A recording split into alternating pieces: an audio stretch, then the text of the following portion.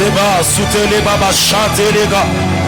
Radilila sutele varalia tele mashanda. Radeba sopra ketina vurena liatohami. Mikla tarado la verable de par de l'Isanure. Ragadana shanda radaliatos. Radege sopra yamande. Uradama shanda. Et parada la masukere babashad.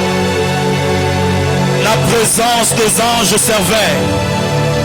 La présence des anges servait dans la salle ce matin, en ce culte de transformation.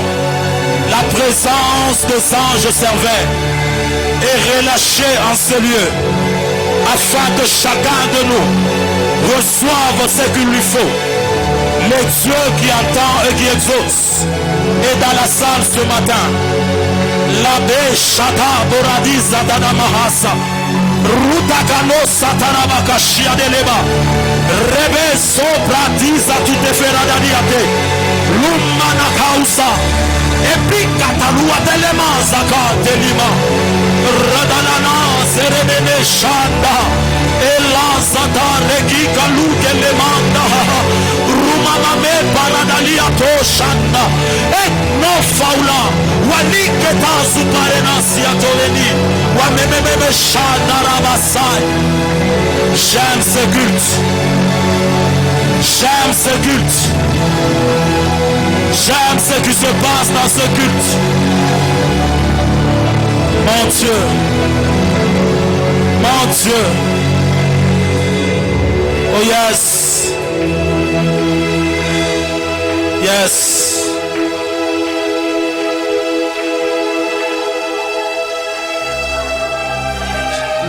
Jésus.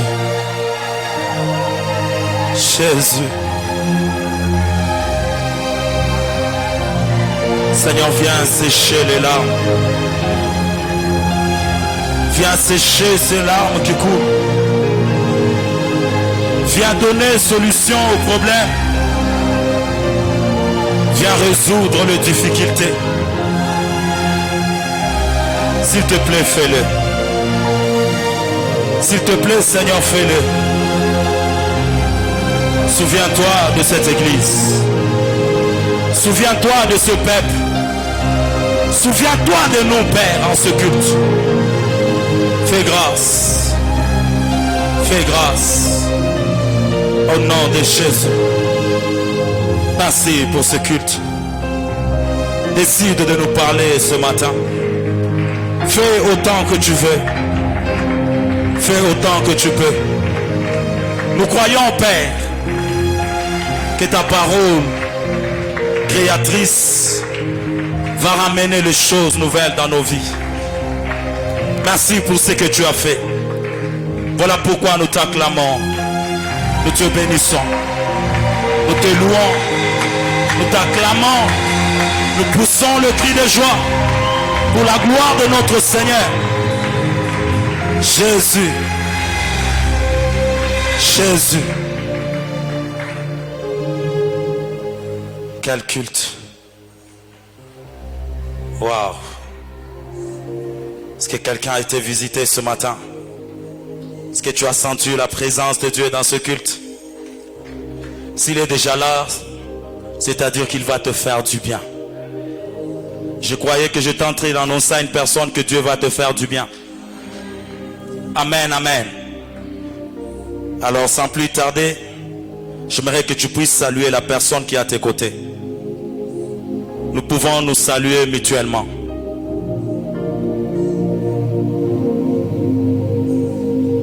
Salue ton voisin, de devant, de gauche, de droite, de derrière. Amen, amen. Alléluia. Est-ce qu'on peut acclamer pour Jésus ce matin?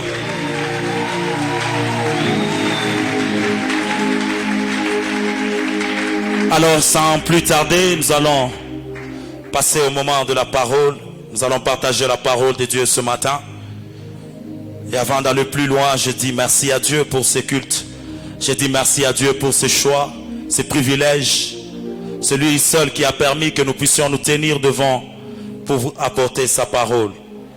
Alors j'aimerais Également dire merci du haut de cette chair à mon père, le prophète Paulin, de partout où il est. Je suis venu encore une fois dire ce matin que je suis reconnaissant envers notre Père pour la marque de confiance et tout. Et je ne peux pas passer sans dire merci à maman. Merci pour tout, maman. Nous sommes tellement bénis de vous avoir, car vos conseils nous sont tellement chers. Ce matin, j'aimerais particulièrement dire merci aux administrateurs. Sincèrement, je suis reconnaissant envers eux pour toutes les conditions qu'ils ont mis en place afin que nous puissions nous sentir à l'aise et apporter la parole de Dieu avec assurance. Je dis merci ce matin à tous les prédicateurs de l'église et particulièrement à tous ceux qui m'ont précédé, entre autres le berger Patient, le berger Jonas, le berger Patou. Je vous dis sincèrement merci pour nous avoir ouvert la brèche. Alors ce matin, je dis merci à tous les ouvriers, tous les bergers, tous les vice-bergers. Merci pour vos prières, votre soutien. Merci pour tout ce que vous faites dans cette commission. Et ce matin, je vous dis sincèrement merci. Et nous qui sommes dans la salle ce matin, nous vous disons merci pour votre présence. Vous avez rehaussé de votre présence dans ce culte. Nous célébrons Dieu ensemble et nous bénissons vos vies. Est-ce qu'on peut acclamer Jésus? Alors, sans plus tarder, nous allons lire la parole de Dieu. Ce matin, nous sommes dans Genèse 26. Nous allons lire les 12e et les 13e versets. Genèse 26, les 12e et les 13e versets. Que l'Éternel bénisse tous les internautes. Vous tous qui êtes en ligne, que le Seigneur vous visite en ces dimanches de famille. Genèse 26, nous lisons le 12e et le 13e verset. Si vous avez trouvé, nous allons lire 1, 2. Isaac s'aima dans ce pays et il recueillit cette année le centuple, car l'Éternel le bénit. Cet homme devint riche et il alla en s'enrichissant de plus en plus, jusqu'à ce qu'il devint fort riche. Nous pouvons nous rasseoir. Nous allons lire 2 Rois chapitre 4. Nous allons lire 2 Rois chapitre 4 en étant assis. Du 1er au 7e verset. La Bible dit: une femme d'entre les femmes des fils des prophètes cria à Élisée en disant: ton serviteur mon mari est mort, et tu sais que ton serviteur craignait l'Éternel. Or, le créancier est venu pour prendre mes 2 enfants et en faire de ses esclaves. Élisée lui dit: que puis-je faire pour toi? Dis-moi, qu'as-tu à la maison? Elle répondit: ta servante n'a rien du tout à la maison qu'un vase d'huile. Et il dit: va demander au dehors des vases chez tous tes voisins, des vases vides, et n'en demande pas un petit nombre. Quand tu seras rentré, tu fermeras la porte sur toi et sur tes enfants. Tu verseras dans tous ces vases et tu mettras de côté ceux qui seront pleins. Alors elle les quitta, elle ferma la porte sur elle et sur ses enfants. Il lui présentait des vases et elle versait. Lorsque les vases furent pleins, elle dit à son fils: présente-moi encore un vase. Mais il répondit: il n'y a plus de vase et d'huile. Et l'huile s'arrêta. Le 7e verset, elle alla le rapporter à l'homme de Dieu et il dit: va vendre l'huile et paye ta dette et tu vivras, toi et tes fils, de ce qui restera. Parole du Seigneur. Est-ce qu'on peut acclamer Jésus? Alors, depuis le mercredi, nous apportons la parole de Dieu sur le thème qui dit simplement: Isaac s'aima dans ce pays et il devint. J'ai été précédé par les 3 orateurs dont je citais, et nous avons été richement bénis par eux. Et depuis le mercredi, nous avons abordé ces thèmes. Alors pour un peu faire un résumé de ce qu'a été notre culte du mercredi et de vendredi, nous avons partagé sur certaines vérités. La première des choses, c'est que le mercredi, nous avons dit que cette histoire de Genèse 26 commence par la famine. Et nous avons dit que la famine, c'est un fléau de plus redoutable qui consiste à la privation des denrées alimentaires. Et quand ce fléau a frappé, Isaac, comme tout parent, comme toute personne responsable qui cherche à trouver solution face au temps de la crise, il a pris la décision de se rendre en Égypte. Parce que au temps de son père Abraham, Abraham était parti en Égypte pour fuir la crise qui était autrefois dans le pays. Mais il s'est fait que cette fois-ci, lorsqu'Isaac décide de partir, Dieu l'interdit. Dieu ne permet pas à Isaac de partir. Parce que dans la vie, on peut tous faire face à de mêmes problèmes. Mais on ne sortira jamais de la même manière de ce problème. Abraham a connu la crise ou encore la famine. Mais Abraham n'est pas sorti de la famine comme Isaac. Parce que eux tous deux ont connu le temps de la crise. Et nous avons dit que pour Abraham, il fallait qu'il aille en Égypte.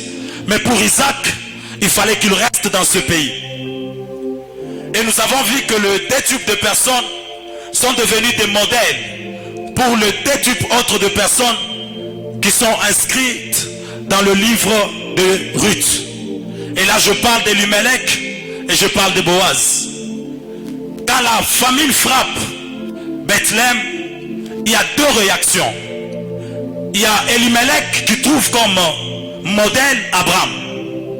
Il décide de fuir, d'aller à Moab. Mais chose étonnante, alors qu'il part à Moab, il perd sa vie. Non seulement il perd sa vie, mais il perd également ses deux fils, Machlon et Kiljon. Mais il se pourrait que là où Elimelech a fui, il y a Boaz qui avait pour modèle Isaac. Boaz est resté. Et c'est là que Boaz s'est fait un nom. Cet homme a été béni pendant ce temps de crise. Parce que lui avait pour modèle Isaac. Et nous avons dit une chose, c'est que pendant que Isaac a pris la décision d'obéir à Dieu et qu'il est resté, l'une des choses qui a poussé Isaac à rester, c'était les promesses de Dieu. Dieu lui avait fait le serment. Dieu lui avait parlé de ce qu'il avait promis à Abraham. Et Dieu lui a rassuré qu'il marchera avec lui dans ce pays. À cause de ce que Dieu lui avait dit, Isaac est resté. Pourquoi? Parce qu'il place la balance. Il se rend compte que de l'autre côté, il y a la famine. Mais la famine n'est pas plus forte que le Dieu qui est avec moi. Et c'est ainsi que nous avons dit que dans le temps de crise, chers parents et chers parents en devenir, sachez qu'il est très important de consulter Dieu. Chaque fois que vous faites face à des problèmes, à des situations compliquées, ne cherchez pas d'abord une solution selon vous-même, mais cherchez une solution selon la volonté de Dieu. Parce que Dieu est celui qui maîtrise tout temps de crise. Et c'est ainsi que nous nous sommes rendus compte qu'à cause de ce que Dieu avait dit à Isaac, Isaac a trouvé une solution. Et c'est ainsi qu'il est resté. Mais Isaac, après son obéissance, il n'a pas croisé les bras. Isaac a sémé. Isaac a fait tellement confiance en Dieu, il a sémé. Et c'est parmi des choses que nous avons partagées le mercredi. Et le vendredi, nous sommes revenus sur ça en disant que lorsqu'Isaac fait confiance à Dieu et qu'il se met à mettre la semence à terre, Isaac prend le risque. Parce que le pays est frappé par la crise. Mais Isaac décide de rester. Il prend le risque de faire confiance à Dieu. Et ce risque le pousse à une action. C'est quoi l'action? Il se met à jeter la semence dans la terre. Et nous avons exhorté l'église à savoir prendre le risque avec Dieu. Alléluia. Il est très important de prendre le risque avec Dieu. Parce que quiconque prend le risque avec Dieu n'échouera jamais. Quiconque décide de faire quelque chose en compagnie de l'Éternel, ce qu'il fait marche. Bien-aimés frères et sœurs, prendre le risque, c'est une attitude. C'est ce qu'Isaac a fait. Il est resté. Mais rester n'est pas suffisant. Il faut passer à l'action. Et c'est quoi l'action? C'est s'aimer. Et c'est parmi les choses que nous avons partagées le vendredi. Et nous avons dit une chose, c'est que lorsque tu prends le risque avec Dieu et que tu te mets en action, l'action te démarque des autres. Et c'est ainsi que Isaac a été démarqué dans ce pays. Il était devenu différent des autres. Et c'est là que nous avons souligné qu'il n'y a pas de distinction sans l'action. Parce que c'est l'action qui distingue un homme. Et c'est l'action qui va te distinguer des autres. L'action va te démarquer. Tu ne peux pas devenir un homme important, un homme influent, si tu fais ce que tout le monde fait. Et Isaac s'est démarqué parce qu'il n'a pas fait tout ce que ces des Guérard faisaient. Et nous avons eu le culte, par la grâce de Dieu, un culte bénissant le vendredi. Et ce matin, j'aimerais toucher la deuxième partie ou encore la troisième partie de notre thème. Parce qu'Isaac a sémé, il a recueilli le centuple et Isaac est devenu. Mais qu'est-ce qu'Isaac est devenu? C'est sur ça que je veux parler ce matin. Parce que notre thème ne se limite pas seulement au fait de s'aimer ou encore de récolter. Mais ce thème va jusqu'au niveau où Isaac est devenu. Et ce matin, nous allons savoir qu'est-ce que Isaac est devenu. Qu'est-ce que Isaac est devenu? Et par la grâce de Dieu, vous allez comprendre avec moi ce matin que devenir, par définition, c'est un mouvement par lequel une chose, un être, se forme. C'est un mouvement par lequel une chose ou un être se forme. Mais la définition ne se limite pas seulement là. L'être ne se forme pas seulement, mais l'être se transforme également. Donc c'est un mouvement par lequel un être ou une chose se forme et se transforme. Amen, amen. Alléluia. Nous devons noter que nous sommes dans le monde de devenir. Nous sommes dans le monde de devenir. Église, dans ce monde, personne ne peut devenir ce qu'il était avant. Ou encore personne ne peut devenir ce qu'il est. Pourquoi je dis cela?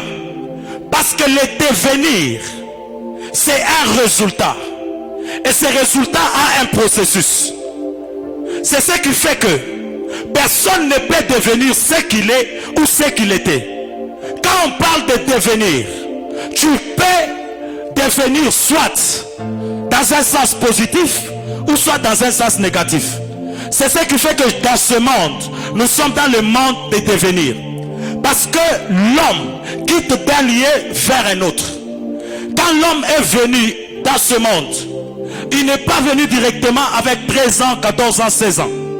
L'homme est venu de quelque part. Et l'homme est en train de se transformer jusqu'à devenir telle et telle autre personne. C'est pourquoi je voulais dire à ce culte de famille que ce n'est pas un problème de te retrouver dans une famille pauvre. Ce n'est pas un problème de te retrouver sans être marié. Ce n'est pas un problème de te retrouver sans faire les études. Ça, c'est le début. Mais le devenir, c'est ce qu'on est appelé à être.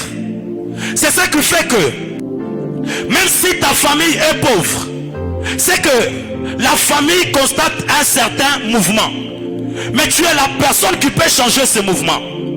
Parce que le devenir, C'est un processus que nous affrontons. Parce que nous étions faibles et nous cherchons à devenir forts. Cette transformation, cette formation, c'est ce qui nous rend riches, puissants ou encore forts. Parce que c'est un travail que l'on fait.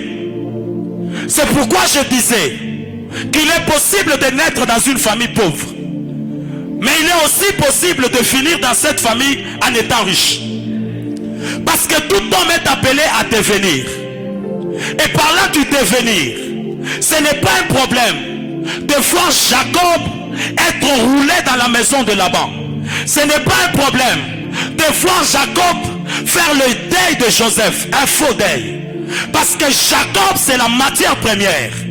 Mais Israël, c'est le produit fini. Or, c'est le produit fini qui est le résultat et qui est le devenir. Jacob peut passer de Jacob en Israël. Parce que le problème n'est pas de naître Jacob. Le problème n'est pas de naître Abraham. Mais le problème, c'est de finir Abraham. Le problème, c'est de finir Israël. Je suis venu dire à une personne ce matin, il est possible que tu changes les domaines de ta famille à cause du Dieu avec qui tu marches. Alléluia. Le devenir est un résultat. C'est la finalité. C'est pourquoi il a semé. Il a recueilli. C'est alors qu'il est devenu. Alléluia. Tu ne peux pas devenir si premièrement tu n'as pas la volonté de voir un changement dans ta vie. Parce que le devenir, c'est un changement. C'est une transformation. Alléluia, Église.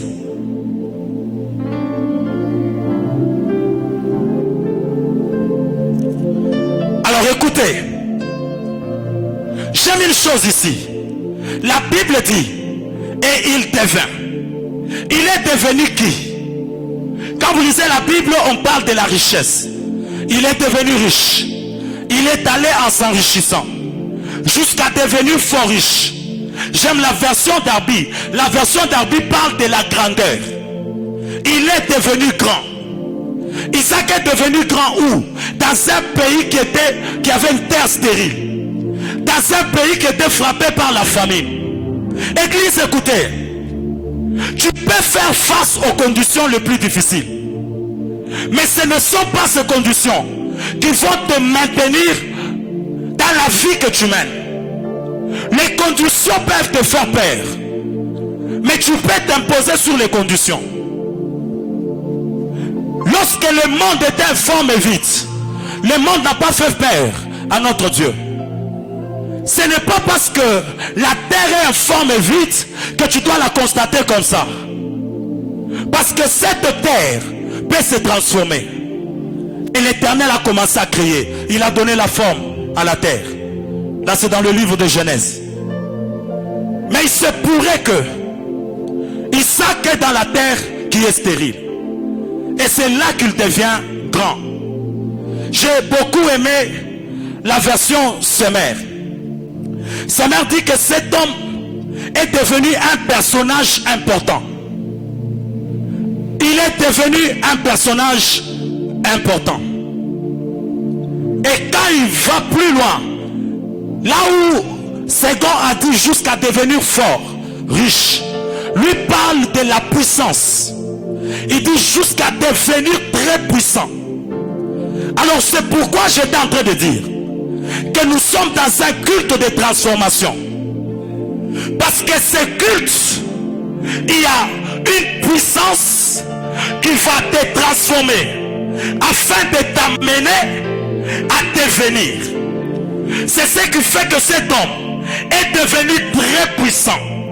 Il a été même menacé par les hommes. Ils lui ont dit qu'il est devenu tellement puissant que eux, jusqu'à les chasser du pays. Je vais y arriver.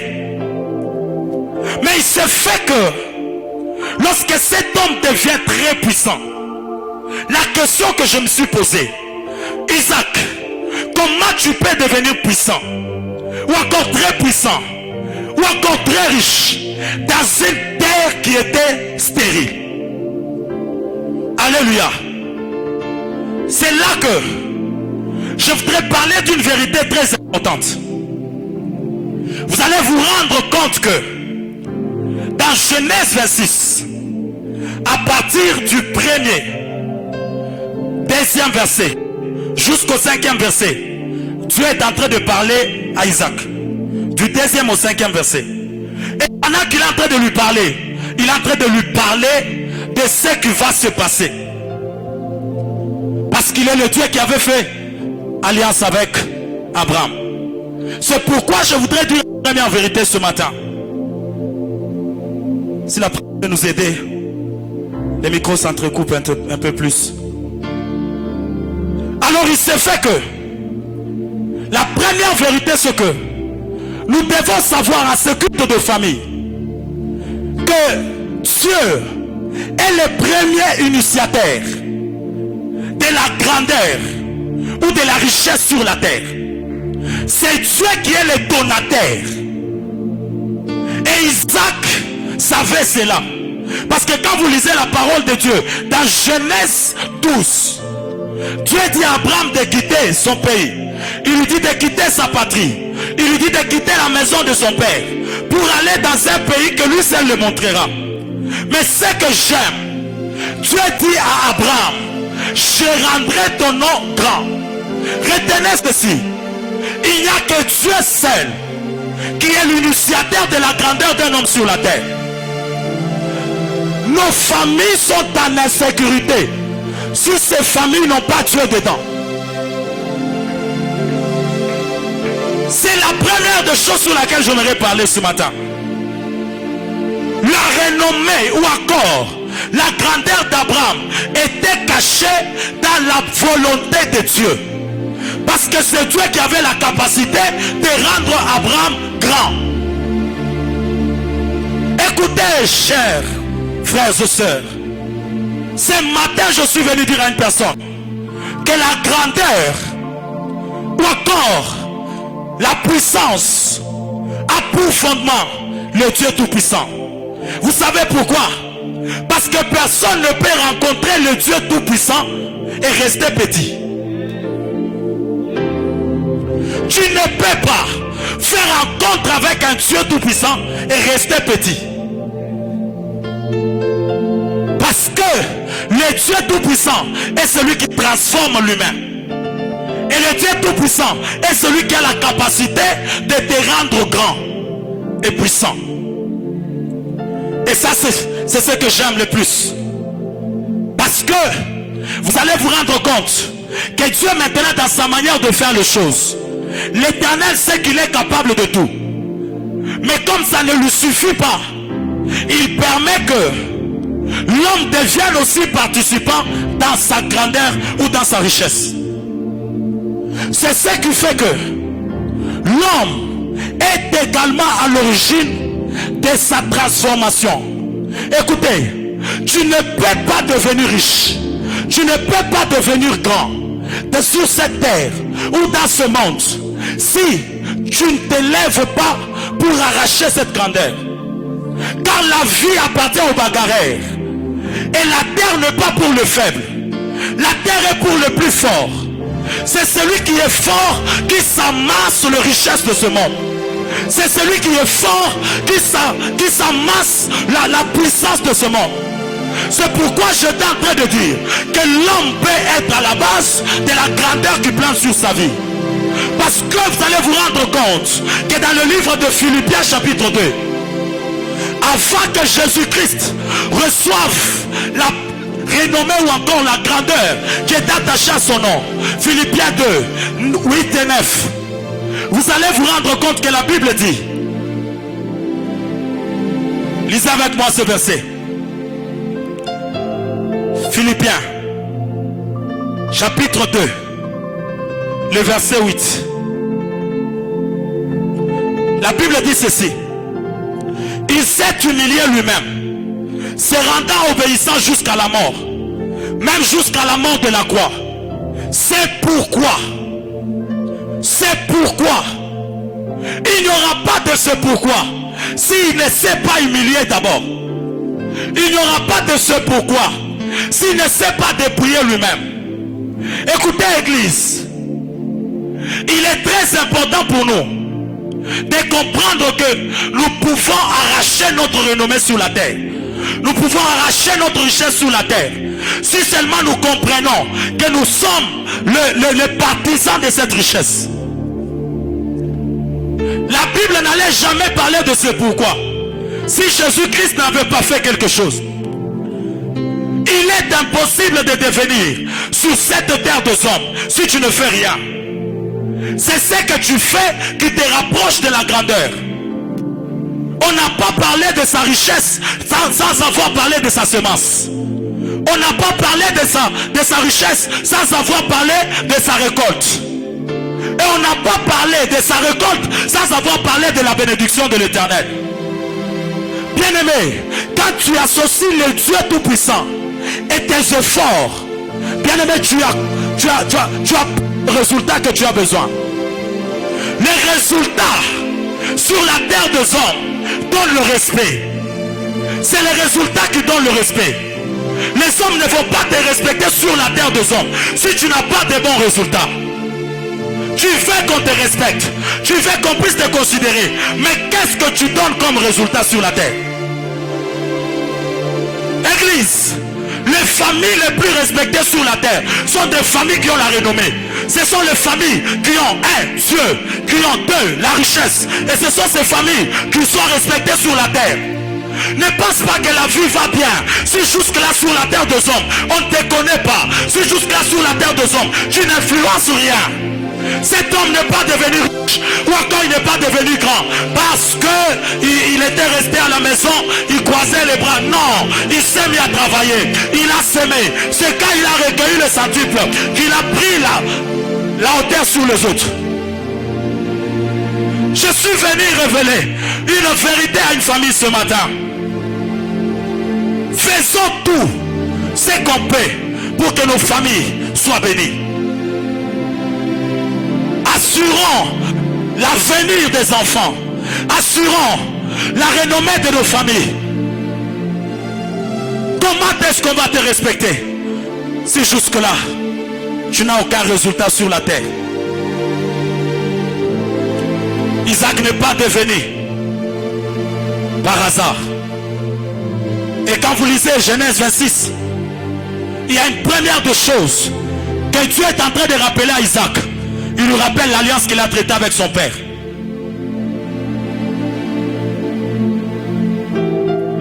Bien-aimés frères et sœurs, l'alliance que Dieu avait traitée avec Abraham, cette alliance a permis à Isaac de se faire un nom dans ce pays. La première des choses ce matin, quand je me suis posé la question de savoir qu'est-ce qui a fait que Isaac, que cet homme devienne riche dans une telle terre, Isaac avait une forte alliance avec Dieu. Aujourd'hui nous méprisons l'alliance. Nous croyons que sur la terre des hommes, nous allons réussir par nos propres capacités seulement. Écoutez bien mes frères et sœurs, l'alliance peut parler à ta faveur. L'alliance peut te réclamer à la hauteur alors que tu es plus bas. C'est quoi l'alliance? Vous allez vous rendre compte que l'alliance, premièrement, elle est différente d'un contrat. L'alliance n'est pas comme le contrat. L'alliance, c'est un pacte conclu avec un engagement. Il y a le serment qui accompagne cet acte. Il y a le serment qui accompagne cet engagement. L'alliance, c'est un pacte conclu avec engagement réciproque. Avec engagement. L'engagement réciproque. Mais il y a un détail dans le livre de Genèse 26, c'est que la Bible dit, parce qu'Abraham a obéi et qu'il a observé mes lois, je ferai. Et là, j'aimerais parler ce matin à toute personne qui est responsable de la famille et qui est appelée à être responsable de la famille. L'obéissance d'Abraham a permis à Isaac de bénéficier de la terre qui lui a été donnée par Dieu. Dieu a souligné l'obéissance. Pourquoi? Parce que vous allez vous rendre compte qu'il y a certains actes que nous posons qui peuvent avoir des répercussions sur les générations futures. Et nous allons voir là, plus bas, ce qui s'est passé. Un homme, un prophète est décédé, mais il a laissé la dette derrière. Et à la place de ces dettes, ce sont les enfants qu'on voulait prendre, ces filles.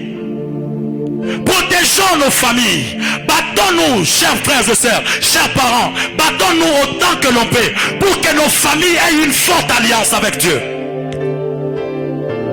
Ayons une forte alliance avec Dieu. Cela va nous permettre, même après notre mort, d'être rassurés que les générations futures ne vont pas souffrir. Alléluia. Une famille qui n'a pas l'alliance avec Dieu, cette famille est en insécurité parce que le diable peut la bouger à tout moment. Tu ne seras pas fort à tout moment, mais l'alliance avec Dieu peut te rendre fort à tout moment. Le problème c'est que toi tu ne dis pas Amen. Alors que lorsque Jacob est à la maison de Laban, ce qui sauve Jacob dans cette maison, ce n'est pas ses prières. Ce ne sont pas ses prières. Dans cette maison, quand vous lisez Genèse 31, Jacob a travaillé. Il a travaillé 14 ans pour avoir les deux filles de Laban. Jacob a travaillé pour Laban pendant 6 ans pour son troupeau. Et cela fait au moins 20 ans que Jacob a travaillé. Mais il s'est fait que pendant ce 20 ans, Laban a changé son salaire 10 fois. Écoutez, Laban peut avoir la capacité de changer le salaire 10 fois. Mais Laban n'aura pas la capacité de te réduire en néant. Jacob dit ceci: tu as changé mon salaire 10 fois. Mais si je n'usse pour moi le Dieu d'Abraham, le Dieu d'Isaac, le Dieu de Jacob, ou encore, il a parlé du Dieu de ses pères, le Dieu d'Abraham, celui qui craint Isaac. Et c'est ce Dieu-là qui n'a pas permis que Jacob soit réduit en néant. Méprise pas l'alliance. As-tu une alliance avec Dieu? Et quand tu ne seras plus là, qu'est-ce que tes enfants deviendront? Quelle est l'alliance qui va le réclamer? J'aime une chose ici, c'est que lorsque Jacob est en train de parler, Jacob se rend compte que le Dieu, il est le Dieu d'Abraham. Mais c'est ce Dieu-là que Isaac a craint. Parce que avec Abraham on traite d'alliance, avec Isaac on fait le serment. C'est le Dieu tout-puissant qui a traité alliance avec Abraham. Oh, j'aimerais bien le dire. C'est Abraham qui apporte Dieu, mais c'est Isaac qui craint ce Dieu. Je suis venu dire à une personne, peut-être que tu es l'aîné de la famille. Papa n'est plus là, mais il a servi l'Éternel. Toi qui es resté, prends les choses en main. Prends les choses en main. Tu ne peux pas croiser le bras. Dis-toi que je peux me relever. Je peux servir encore le Dieu de mon Père.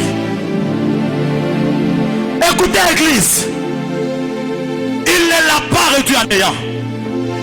Parce que l'alliance était là. En d'autres termes, toutes les portes étaient ouvertes pour que Laban puisse faire du mal à Jacob. Mais la porte de nuire à sa vie était fermée. Mais le cadenas qui fermait cette porte, c'était l'alliance. L'alliance avec Dieu peut te réclamer alors que tu ne sais pas ce qui se passe dans la vie. Quand vous lisez le livre d'Un Samuel, vous vous rendez compte qu'il y a un homme qu'on appelle Mephibosheth. D'Un Samuel 9, 6 à 10. Vous allez vous rendre compte que cet homme ne savait pas ce qui s'est passé au palais royal. Alors qu'au palais, une alliance le réclamait. Quelle est l'alliance qui te réclame quand tu es au travail? Quelle est l'alliance qui te réclame quand tu es peut-être au cours? Quand tu pries avec quelle alliance? Église, écoutez ce matin, je suis venu vous révéler une chose. Tu ne peux pas devenir grand si tu n'as pas une alliance avec Dieu. C'était l'alliance de la richesse qui était sur Abraham, qui est partie sur Isaac, qui a touché également Jacob. Laban ne pouvait pas comprendre comment cet homme dans ma maison et commence à devenir plus riche que moi. C'est l'alliance d'Abraham. Parce que depuis, l'Éternel n'a pas abandonné Abraham, l'Éternel n'a pas abandonné Isaac, et ce Dieu n'abandonnera pas Jacob. Et Mephibosheth est réclamé au palais royal. Il y a une vérité pendant que je lisais. Vous allez vous rendre compte que Mephibosheth n'était pas né perclus de jambes. Mephibosheth est devenu perclus de jambes lorsque les bruits sont venus en disant que Saül et Jonathan sont décédés. C'est là que la servante commence à fuir avec Mephibosheth et il tombe avec l'enfant. C'est là que l'enfant devient perclus de jambes. Vous allez lire là, c'est là dans 2 Samuel 4. Mais imaginez une vérité ici. Ce qui fait que si par la nouvelle de la mort de Jonathan, tu es devenu perclus de jambes, mais également par l'alliance de Jonathan, tu peux être relevé. C'est cette alliance, oh mon Dieu. Oh mon Dieu. Où sont les gens qui peuvent relever les autres? Si nous tous on est faibles, qui va relever l'autre?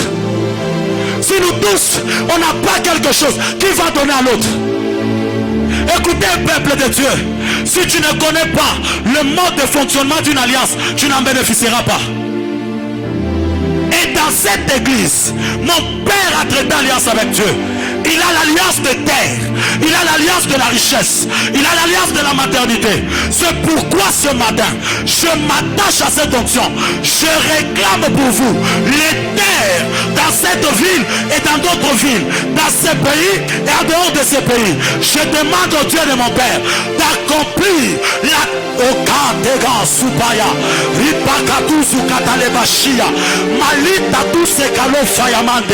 accomplis, Père, l'alliance que tu as traitée avec mon Père, le prophète Paulin, le Dieu de mon Père, le Dieu du prophète Paulin. C'est lui que sœur maman bâtit. Descends ce matin, accomplis les choses promises. Que Dieu vous donne le terre. Que Dieu vous donne le terre. Je sens que je dois relâcher cela ce matin. Tu n'as pas besoin d'avoir 20 ans pour payer la parcelle. Tu n'as pas besoin d'avoir 25 ans pour payer la parcelle. L'âge ne compte pas. L'âge ne compte pas. Écoutez, ils ont dit à Ruth, manifeste ta force et fais-toi un nom. Tu dois manifester ta force. Tu dois te procurer un terrain avant la fin de cette année. Je fais confiance au Dieu de mon Père. Il n'a jamais menti. Je suis en train de déclarer que tu vas construire avant la fin de cette année. Non, je réclame ce matin l'alliance de mon Père. Que Dieu vous sorte de la location. Que Dieu vous sorte de la location. Ça fait longtemps qu'on vous méprise. Désormais, les portes vont s'ouvrir et Dieu va vous donner les terrains. Je ne suis pas venu saluer quelqu'un ce matin. Je ne suis pas resté à genoux en train de chercher Dieu la nuit pour que je vienne saluer quelqu'un. J'ai prié ce Dieu et je lui fais confiance ce matin, m'attachant à l'alliance de mon Père. Dieu va vous faire du bien, Dieu va vous bénir, Dieu va vous donner ce que les hommes ne peuvent vous donner. Même là où c'est fermé, Dieu va ouvrir.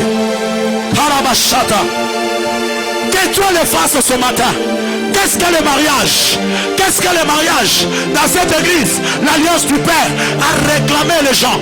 Ils sont mariés. Peu importe l'âge, peu importe la destinée, peu importe les lois, tu vas te marier.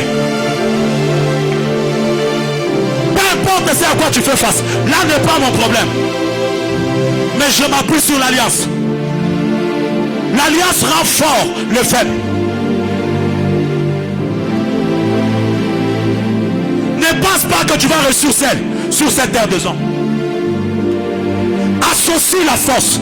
Et l'une des forces par excellence, c'est l'alliance. Quand tu marches avec Dieu, l'impossible devient possible. La grandeur devient ta portée. C'est ce qu'Isaac a fait. Isaac s'est rendu compte qu'ici à Guérard, je n'ai que le Dieu de mon Père. Il va le faire. Il va le faire. J'ai dit qu'il va le faire. Au nom de Jésus. les autres ont témoigné par rapport au travail, la prochaine personne c'est toi. C'est ta façon de dire amen qui m'inquiète ce matin. Si les autres ont témoigné que Dieu les a élevés au travail, toi aussi, tu es la prochaine personne. Je sens mon esprit me pousser à dire ce matin, même si ce sont les lois qui est en train de t'empêcher, ce matin je déclare que les lois se brisent, que les lois se brisent. Peu importe les lois qui est au devant de vous, que ces lois se brisent. Qu'est-ce qu'on t'a refusé? Tu l'auras ce matin. Parce que pendant que toi tu ne dis pas amen, je vois David qui embrousse. Quand on présente tous les fils, David n'est pas là. Mais l'onction ne sera jamais répandue si David n'est pas encore venu. Mon Dieu, l'onction était prévue pour David. Même si c'est Eliab qui se présente en premier, il n'aura pas cela. Je suis en train d'exhorter une personne ce matin en lui disant, même si tu embrousses, même si tu es celui qui est oublié, Dieu fera que tu deviennes la personne la plus importante qu'on attend. On n'a pas oué tant que David n'était pas encore là. Ce qui fait que il y aura des réunions qu'on ne tiendra jamais tant que tu n'es pas encore là. Il y a des choses qui ne se feront jamais tant que toi tu n'es pas encore arrivé. Berger Passé a prêché, Berger Patou a prêché, Berger Jonas a prêché. Ce matin je m'attache à toutes les options et je réclame la bénédiction de l'Éternel sur l'église. Je suis venu bénir quelqu'un. Je déclare ce matin que la bénédiction de Dieu soit relâchée sur vous. À partir de maintenant, vous allez marcher tête haute parce que la bénédiction de Dieu va vous accompagner. Je ne sais pas ce qu'on vous a refusé, mais je sais au moins ce que Dieu a dit. Il a dit, mon serviteur montera. Qu'est-ce qu'il va faire? Il va prospérer. Je réclame ce matin la prospérité sur l'église. Seigneur, relâche la prospérité. Seigneur, bénis cette église. Amen, éternel Dieu. La rosée sur l'église. On a tellement pleuré. Ceci ne marche pas. Ceci n'avance pas. Ce matin, on ne va plus se plaindre. On ne va plus se plaindre. Il y a une alliance qui nous réclame. Shatarabasaka. Kiramasuterebashai. Que Dieu le fasse ce matin. Qu'il le fasse ce matin. Qu'il le fasse ce matin. Parce que Rebecca, tu ne resteras pas toujours stérile. Parce que le Dieu qui a permis que tu sois stérile avait également permis que Sarah soit stérile. Mais s'il a permis que Sarah ait un enfant, toi aussi tu vas enfanter. Et quand la saison devient favorable, même les cours de prière sont exaucés. Isaac se met à prier. Il dit à l'Éternel, donne à ma femme l'enfant. La Bible dit, après sa prière, Rebecca devient. Elle est devenue. Elle a enfanté. Une chose est grave. Rebecca ne porte pas seulement des enfants. Rebecca, c'est le type de personne qui ne porte pas seulement les enfants, mais qui porte les nations. C'est ce qui fait que en elle il y avait les nations. J'ai béni l'église ce matin. Les ministres viendront de ton ventre. Oh mon Dieu, des entrailles portent le PDG, des entrailles portent le ministre, des entrailles portent la grandeur. Ragadali Tausaba, Papalou Shadala Bahasa, Ekik de Paros, Paradousa de Pareket, Wilavre de Partout Symphonie, Malaïto Sanalia, Walish Ena Waluke. Bawaluta la mahasa wekika no faide rasuke lo bashanda lima warukata e paradute deso sasazusa meketa tout fa walish eno stakenu. Que Dieu le fasse. Je ne sais pas si je vais finir mon message, mais je sens que Dieu est en train de relever l'église. Nous nous sommes tellement pleins. La saison vient de changer. La saison du possible, c'est maintenant. C'est pourquoi celui qui a semé, c'est celui qui a recueilli. Celui qui a semé, c'est celui qui a récolté. Mais pas moindre, mais les centuples. Les centuples, c'est ce que Dieu donne. Et je l'ai dit le vendredi, que les centuples, c'est pour la terre. Les centuples, c'est pas pour le ciel. Les centuples, c'est pour la terre. Quand Pierre pose la question à Dieu, à Christ, il lui dit, nous avons tout laissé, nous avons tout abandonné. Qu'est-ce que nous allons bénéficier? J'aime la réponse de Christ. Dans ce siècle, le centuple. Et dans le siècle à venir, la vie éternelle. Alors, si tu attends sur la terre, que Dieu te donne le centuple, tu sèmeras peu, mais tu récolteras beaucoup.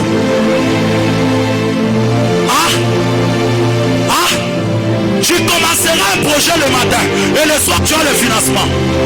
Non, que Dieu finance ce projet. Que Dieu finance ce projet. Je m'attache à l'alliance du Dieu de mon Père. Le Dieu que c'est le prophète bonheur. Je réclame à l'Éternel ce matin d'ouvrir son bon trésor et de bénir l'église. Que Dieu donne le financement. Que Dieu donne le financement. Ce matin, que Dieu donne le financement. Que Dieu donne le financement. C'est ce que nous avons besoin. Nous avons des maisons inachevées. Nous avons des enfants qui n'ont pas encore commencé les études. Nous avons des projets qui sont bloqués parce qu'il n'y a pas de financement. Que Dieu relâche le financement sur l'église. Que la pluie de Dieu tombe sur l'église ce matin afin que Dieu bénisse et qu'il arrose cette église. Tu peux reprendre ta place.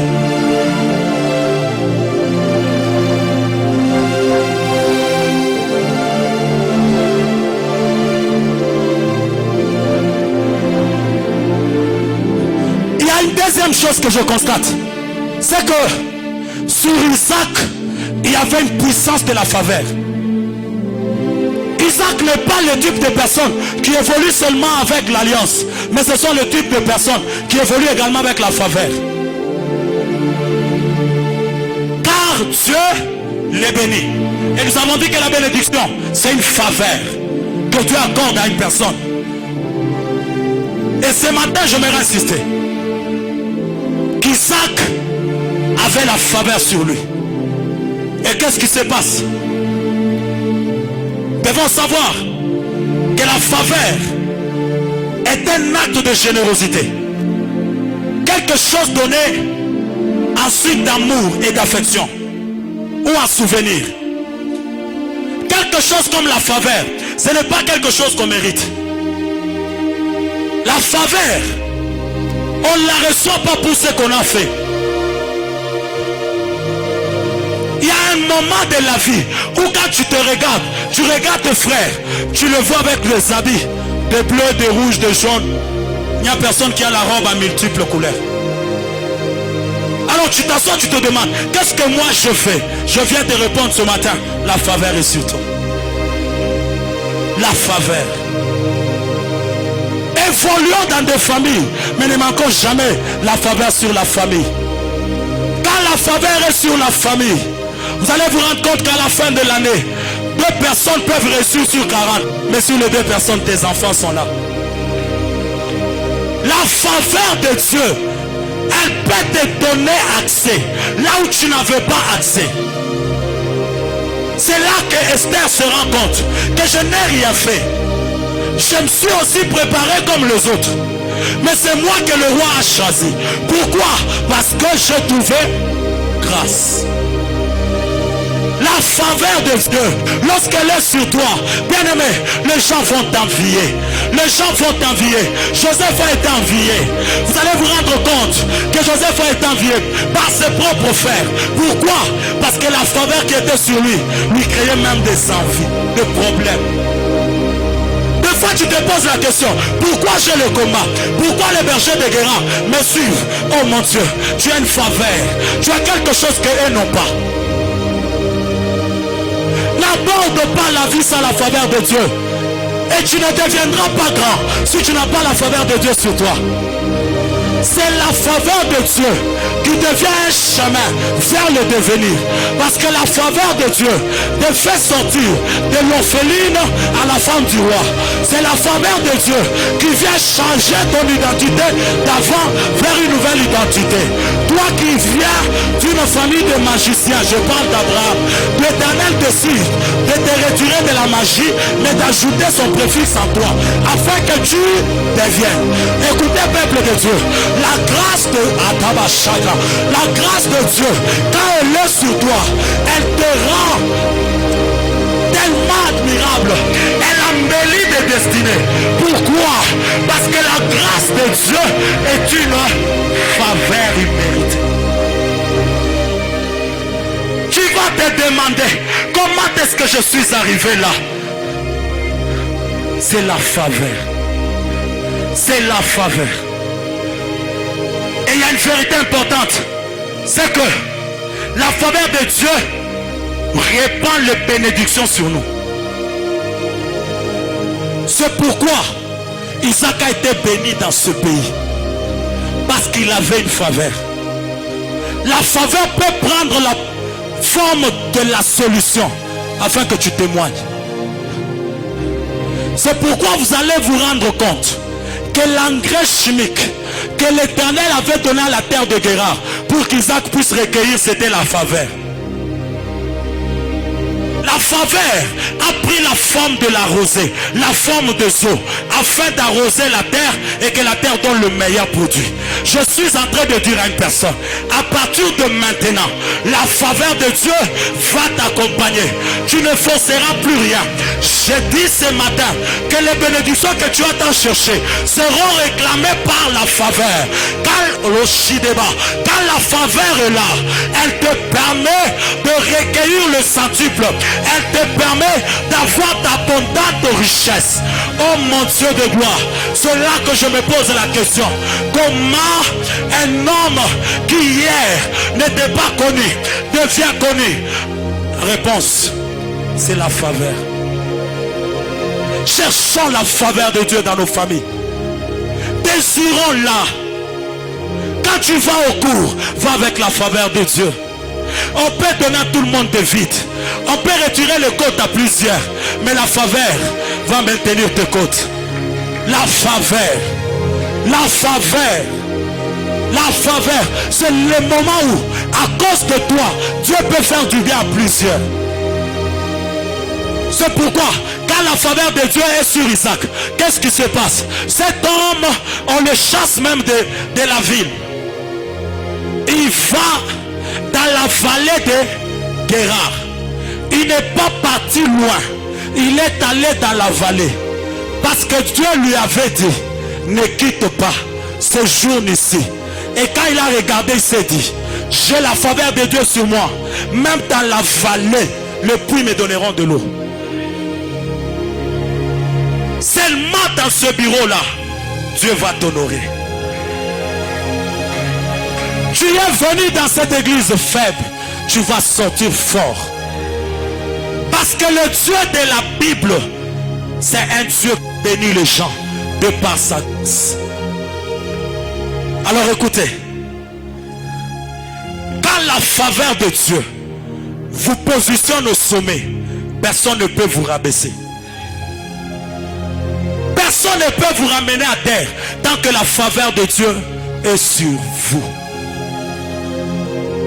C'est pourquoi un homme comme Joseph, en 24 heures, comment tu sors de la prison vers le palais royal?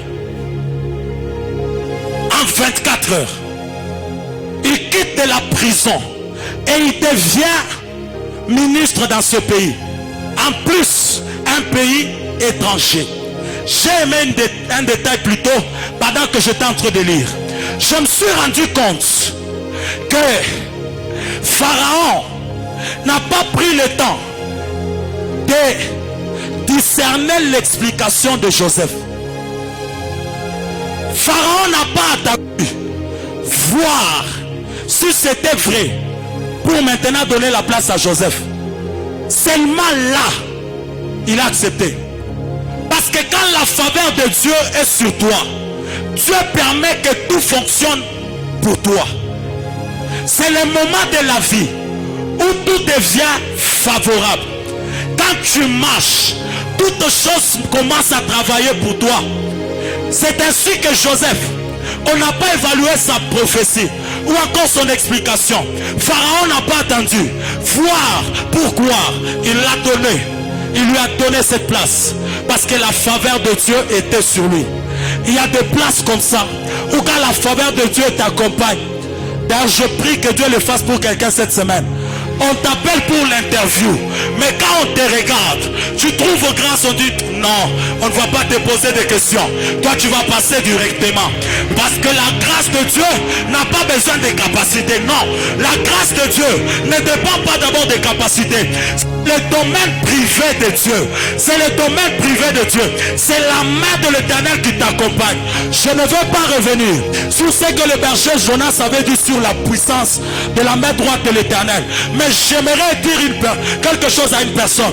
C'est que la puissance ou encore la puissance de la faveur, c'est quelque chose qui dépend que de Dieu seul. C'est pourquoi vous allez vous rendre compte que dans la main droite de l'Éternel, il y a quoi? La longue vie. Et dans sa main gauche, il y a la richesse et la gloire.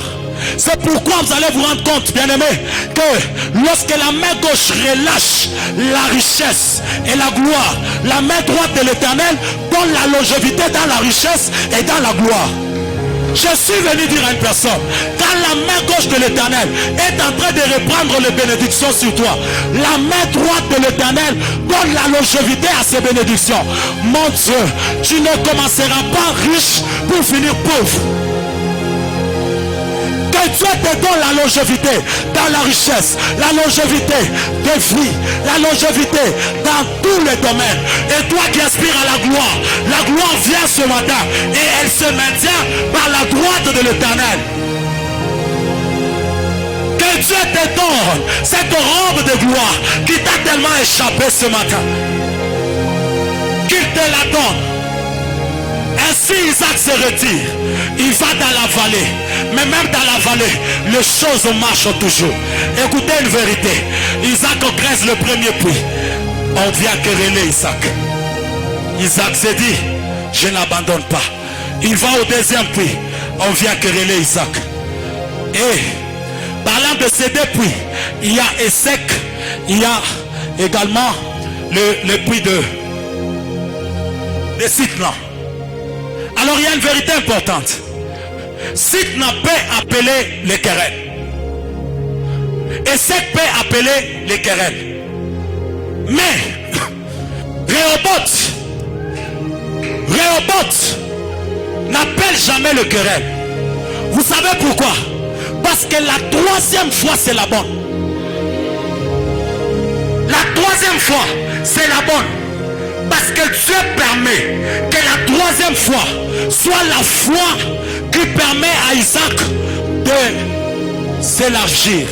Mais il y a une vérité importante, c'est que avant d'arriver à Rehoboth, Isaac doit faire un mouvement. Isaac doit sauter. Isaac doit se déplacer. La Bible dit, il s'est pris de là, il s'est transporté, c'est le terme que je cherchais. Il s'est transporté de là parce que le berger de Guérard ont la capacité de te suivre à Sitna, ils ont la capacité de te suivre à Essek, mais ils n'ont pas la capacité de se transporter pour t'empêcher d'atteindre Rehoboth. Pourquoi? Parce que la troisième fois c'est la bonne. Or la troisième fois révèle le chiffre 3 qui est le chiffre de la résurrection. Ce qui fait que le troisième jour, le maître de temps et de circonstances est ressuscité. Il a vaincu la mort. Il est ressuscité. Il est sorti de sa tombe le troisième jour. Le troisième jour révèle la résurrection. Je viens dire à une personne, la troisième fois c'est la bonne. Parce que Abraham a pleuré. Abraham s'est lamenté. Il voulait laisser même la richesse à son serviteur. Mais le jour où il a vu 3 personnes venir, c'était la bonne foi pour Abraham. Lorsque les 3e personnes personnes sont venues, Abraham, l'histoire a changé. C'est quand les 3 personnes viennent qu'Abraham reçoit maintenant Isaac. C'est là que la parole sort en disant, l'année prochaine, à la même époque, Sarah enfantera. Alors écoutez ce qui se passe. Quelle est la 3e fois, si ce n'est le 3e jour, où les poissons doivent vomir Jonas? Et c'est ce qui se passe là-bas. Le poisson peut te maintenir le 1er jour, l'image de sec. Le poisson peut te maintenir le 2e jour, l'image de Sitna. Mais le poisson ne te maintiendra pas le 3e jour, l'image de Rehoboth, l'image de la résurrection. Pendant que toi tu es en train de dire Amen, je vois un fils qui vient de naître. Cet enfant s'appelle Jésus. La Bible me dit, il y a 3 mages qui avancent vers cet enfant. Les 3 mages avancent. Pendant que les 3 mages avancent, ils partent avec la myrrhe, l'encens et les parfums. Qu'est-ce qui se passe maintenant? Lorsqu'ils avancent, elles sont 3. Les mages sont au nombre de 3. Les parfums qui sont libérés sont au nombre de 3. Et quand ils arrivent, ils parfument l'enfance de l'enfant. Écoutez, ce n'est pas parce que tu n'es pas encore grand que tu ne vas pas recevoir l'honneur qui te mérite. Je suis venu dire à une personne, la 3e fois, c'est la bonne. Parce que quand je regarde à la parole de Dieu, vous allez vous rendre compte que lorsque Jésus est là et qu'il est en train de traîner dans la tombe, il se passe quelque chose. Le 1er jour, les gens sont en train de pleurer. Le 2e jour, les gens sont en train de pleurer. Mais le 3e jour, il y a un langage qui change. J'ai dit à quelqu'un ce matin, le 3e jour, un chant nouveau viendra. Toi qui pleurais la mort, tu vas célébrer la résurrection. Toi qui pleurais la mort, tu vas célébrer la résurrection. C'est pourquoi, quand je regarde à la parole de Dieu, je me rends compte que le tabernacle avait 3 parties.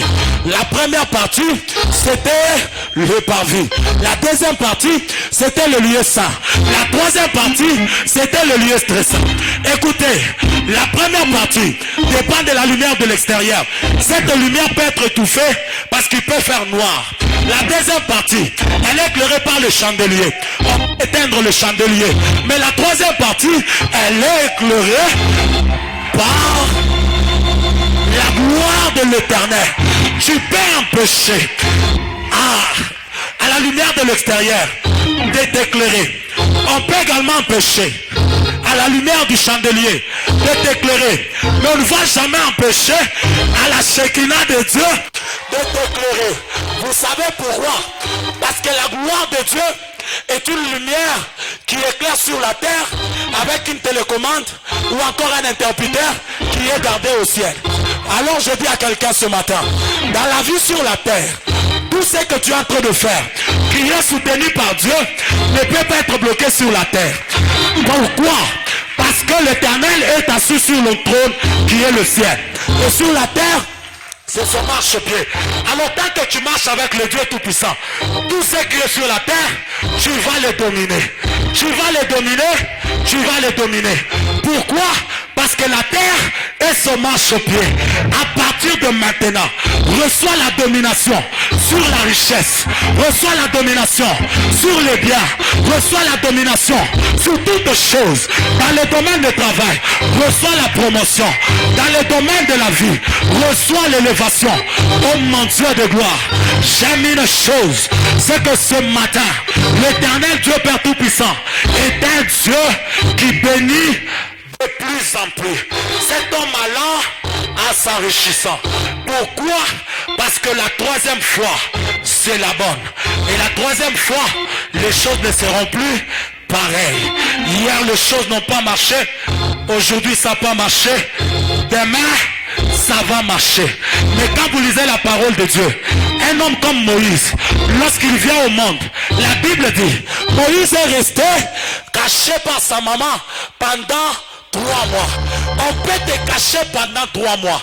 Alors qu'en réalité, tu es appelé à rester dans le palais du roi. C'est pourquoi 3 mois suffisent pour qu'on t'enlève de la cachette. Je suis en train de dire à une personne, les 3 mois qui restent, tu ne vivras plus la même chose. Les 3 mois qui restent, tu ne seras plus la même personne. Pourquoi? Parce que la troisième fois, c'est la bonne. La troisième fois, c'est la bonne. C'est pourquoi à la croix, il y a un homme à gauche, il y a un homme à droite. Les deux hommes font deux. Mais c'est celui qui est à la troisième place, l'homme du milieu, qui va dire tout est accompli. Quel est le tout est accompli? Si ce n'est le Rehoboth d'Isaac. Parce que le Rehoboth, c'est que Dieu m'a mis au large. Cette fois-ci, les choses ne seront plus les mêmes. Je vois Manaïm s'imposer dans la ville, s'imposer dans des villes, s'imposer dans des nations. Parce que cette fois-ci, l'Éternel Dieu a décidé de nous bénir. Mon Dieu, ici à Lubumbashi, on parlera de toi. Ici au Congo, on parlera de toi. On ne parlera pas de serviteurs sans parler du berger patient. On ne parlera pas de hommes élevés sans parler d'Alfred.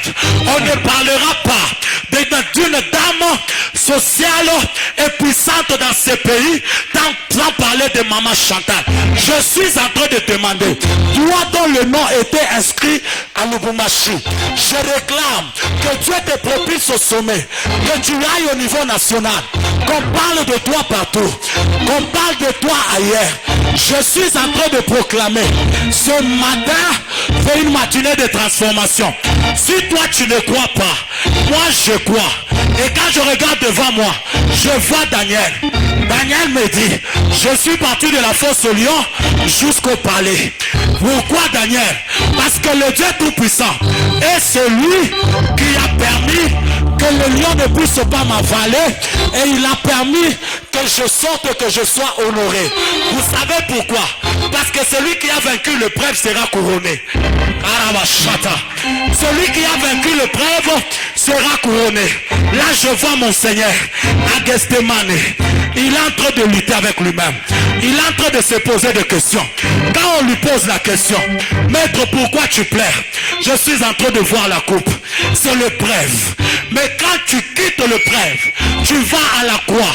La Bible dit, c'est pourquoi Dieu l'a souverainement élevé et lui a donné le nom afin que tout genou, que les genoux de maladie fléchissent maintenant, que les genoux de la pauvreté fléchissent maintenant, parce que tu es accompagné par le puissant de Jacob.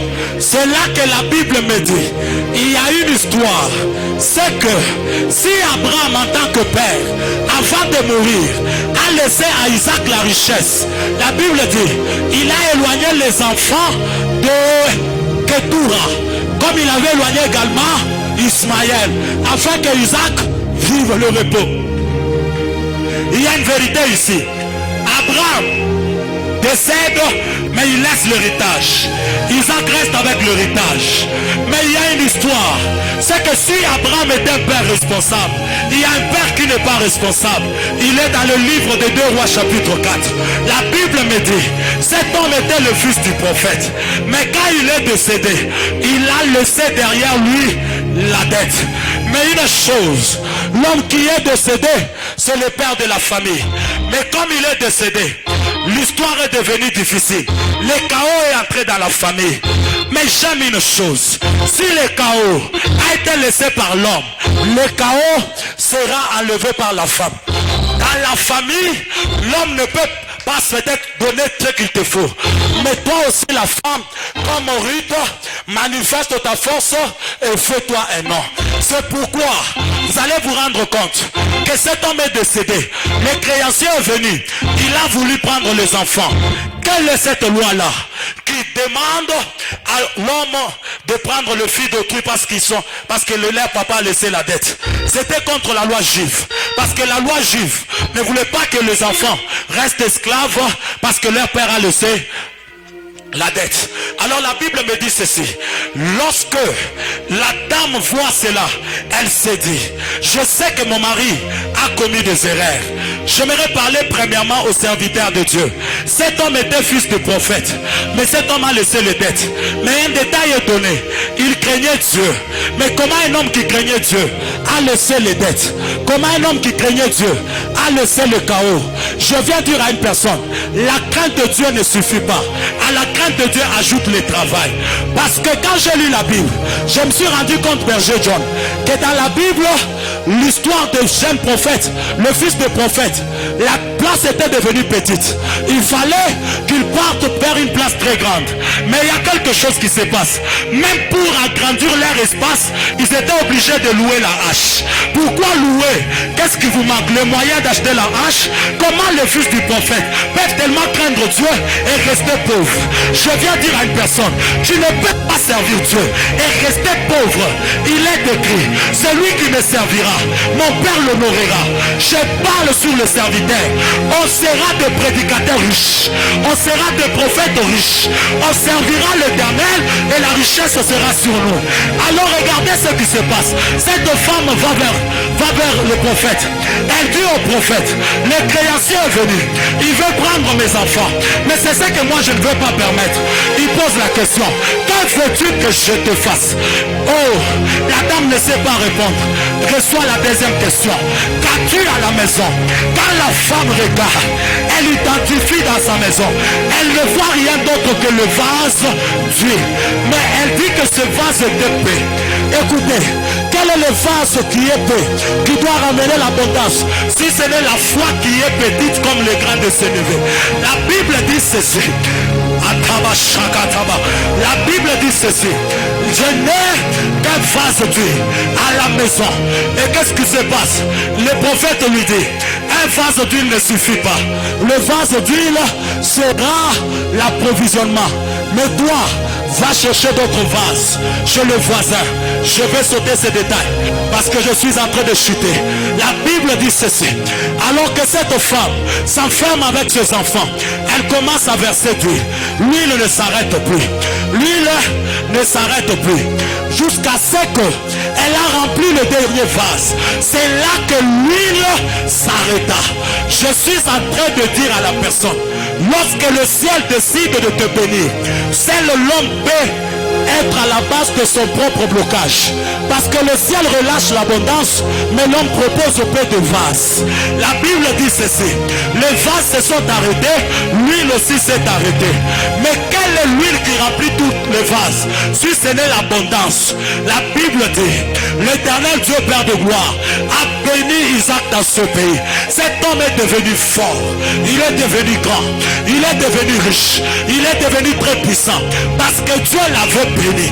La bénédiction sur Isaac a mené l'abondance. Cette femme qui était dans le chaos a réglé le problème grâce à l'abondance que Dieu lui avait donnée. Mais cette abondance venait d'où? Elle venait de lui. Je suis venu dire à une personne, tu peux manquer comment te faire un nom sur la terre. L'onction de Dieu peut te donner la capacité de devenir un homme important. L'onction de Dieu peut te donner la capacité de devenir un homme important. Pendant que toi tu fais semblant, David se lève debout. Il me dit, donc ça, je vois ce que tu es en train de dire. David est en train de dire, alors que j'étais faible, personne ne me connaissait, personne ne me cherchait, mais l'onction de Dieu sur moi m'a donné une place de choix. On m'a réclamé dans la maison du roi. C'est par moi que les esprits s'est calmés. David est devenu un homme important parce que l'Éternel l'avait oint. Même pour les endettés, David est devenu un homme important parce que l'Éternel l'avait oint. Ce matin, l'onction de Dieu dans ces temples va couler afin de te relever. L'onction de Dieu va couler afin de t'amener à la hauteur. Je vois un serviteur de Dieu que Dieu est en train de oindre et que l'onction va amener l'abondance. Tu ne seras pas un homme faible. Tu ne seras pas un homme faible. Pourquoi? Parce que l'onction de Dieu a la capacité de changer tout. La Bible dit, l'onction de Dieu brise le joug. L'onction de Dieu brise le joug. Ce matin, que l'onction de Dieu brise le joug de ta faiblesse. Qu'est-ce qui est ta faiblesse aujourd'hui? Que l'onction de Dieu relève cela. Qu'est-ce que tu es en train de faire face? Tu manques les enfants, tu manques le mariage, tu manques l'argent. L'onction de Dieu peut te le donner. C'est pourquoi la Bible me dit, cette femme alla va vers le prophète. Le prophète lui dit, maintenant là, tu vas régler le problème avec l'huile que tu as reçue dans des vases. Pourquoi? Parce qu'elle doit vendre. Or Isaac aussi avait récolté, et c'est par la vente qu'Isaac s'est fait plusieurs bétails. C'est pourquoi, quand vous lisez le verset 14, Isaac a connu le changement de choses. Il n'y avait pas seulement le problème de buis, il n'y avait pas seulement le problème de semences, il y avait aussi le bétail, il y avait aussi d'autres biens, parce que Dieu avait amené la multiplicité. Qu'est-ce que je suis en train de parler? Lorsque tu as multiples sources, tu ne mourras pas pauvre. Même le jardin d'Éden était arrosé par une source, mais qui s'est divisée en 4 bras. Quand tu traverses le quartier de Chaya, quand tu traverses un temps où les 4 bras commencent à arroser le jardin, toutes les sources deviennent favorables. Quand on ferme à gauche, la source de droite arrose. Quand on ferme à droite, la source de devant arrose. Bien-aimés frères et sœurs, la saison est arrivée où à Manaïm, la richesse sera notre apanage. La Masupra-Katabaya et Barasuketeremaya, Lunterasutelebakashanda. Oh mon Dieu, Élie a dit que l'on sache que tu es Dieu. Quand il a réclamé le Dieu d'alliance, le Dieu l'a fait. La pluie est revenue. La pluie est revenue. Ce matin, je me tiens Dieu de cette chair. Je demande à Dieu de libérer l'onction qui bénit, l'onction qui bénit, l'onction qui arrose, l'onction qui bénit, l'onction qui témoigne. Que l'onction de Dieu te donne ce qui te manquait. Ce matin, que l'onction de Dieu embellisse ta destinée. Que l'onction de Dieu embellisse ta destinée. Toi qui étais berger, deviens roi à cause de l'onction. Toi qui étais berger, deviens important à cause de l'onction. Je bénis Dieu parce qu'il nous a bénis de toutes les bénédictions en Christ. L'alliance par excellence. Ce matin, que l'alliance de la croix te réclame à la hauteur. Que l'alliance de la croix te réclame à la bénédiction. Oh mon Dieu, oh mon Dieu, éternel Dieu de mon Père, bénis l'église ce matin. Bénis Manaïm ce matin. Arrose Manaïm ce matin. Je croyais que tu avais déjà compris que la saison est favorable. C'est à toi de te jeter. Tu peux te jeter dans l'eau parce qu'elle est agitée. Tu peux te jeter dans l'eau parce qu'elle est agitée.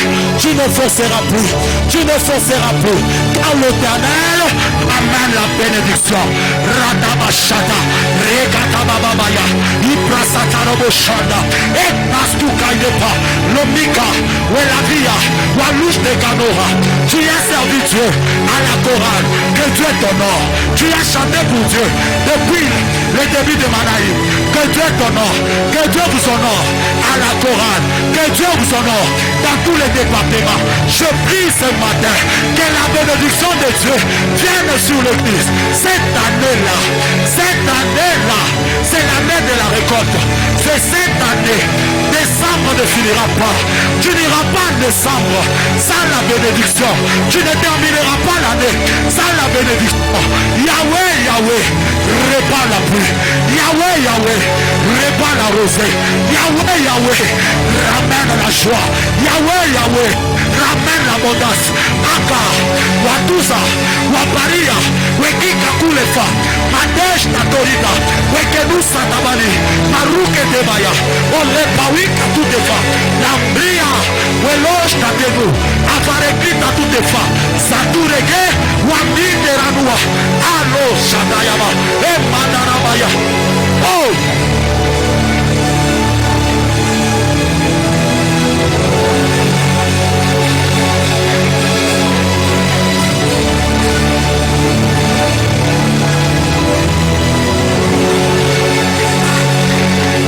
Tu peux te tenir debout. Tu peux te lever de là où tu es. On va prier le Seigneur. Cette fois-ci, c'est la bonne. Cette fois-ci, c'est la bonne.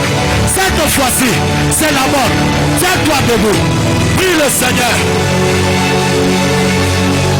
On va se tenir main dans la main. En famille. C'est un culte de famille. Cherche là où il y a tes frères. Cherche là où il y a ta mère. Cherche là où il y a ton père. On va prier en famille. On va réclamer la bénédiction de Dieu. Est-ce qu'on peut prier en famille?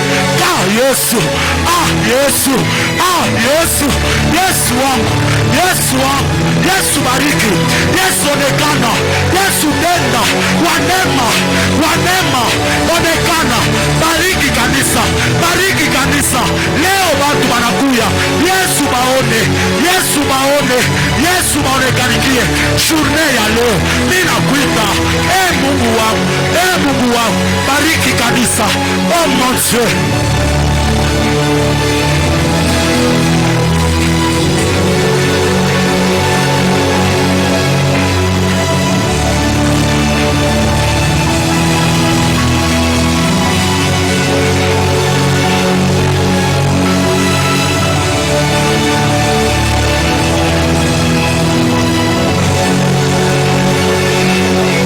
Le fasse. Que Dieu le fasse.